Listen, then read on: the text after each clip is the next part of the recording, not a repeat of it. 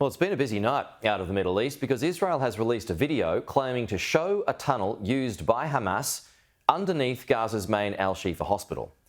The video appears to show a shaft on the grounds of the complex which goes 10 metres underground. So for more on this, joining us live now is the Israeli Defence Force spokesperson, Lieutenant Colonel Amnon Shefler. Amnon, appreciate your time this morning. So while we keep this picture running, what conclusions have you drawn about the video of this tunnel near Al-Shifa? Good morning, Peter, and thanks for having us. Very, very clear conclusions is what we see here. This is clearly an operational shaft that goes down 10 meters into the ground and then 50 meters going underneath the hospital, the Shifa hospital. Now, this is what terror infrastructure is. This is how it looks like.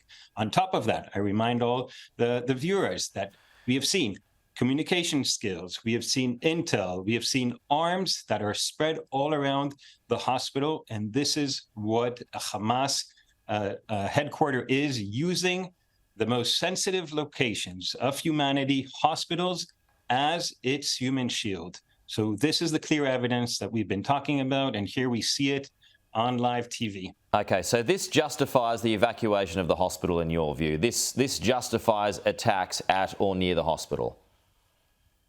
Nobody wants to see the patients, the medical staff leave any hospital, but Hamas, that deliberately uses these hospitals and schools and mosques as its headquarters and as its place to carry out terrorist activity. Now, on top of that, we did not ask the hospital to be evacuated. We helped and mitigated any way in order to facilitate it, what the director and the medical staff wanted and thought that was best for the patients. That is why we've been bringing in medicine, we've been bringing in food, we're bringing in water, we brought in even fuel. We designated a corridor that they can leave if they want it, and we protected that corridor because that is what we believe that needs to be done in the best way.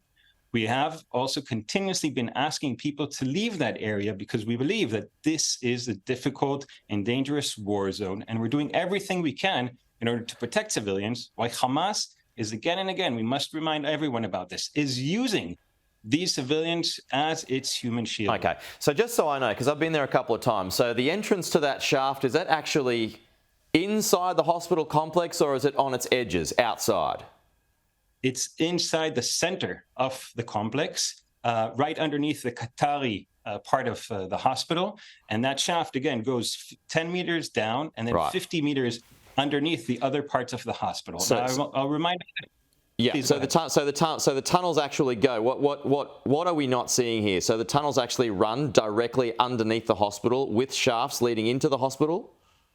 So what we're not seeing in your video, and we've released this, and it'll be great if you can show it. You go 10 meters underneath the ground, and then 50 meters under the ground in a very, very clear cemented terror tunnel.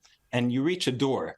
Now, this is a door that Hamas puts inside the tunnels in order to differentiate between different parts because they know that potentially we can reach it.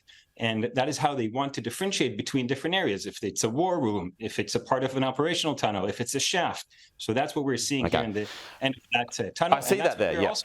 No. I see that there. But is there evidence of Hamas presence or even hostages in those tunnels at that hospital? So we have seen both, sadly. We've seen both terrorists with arms, AK-47s, coming in to the hospital from its main entrance door and dragging with them hostages.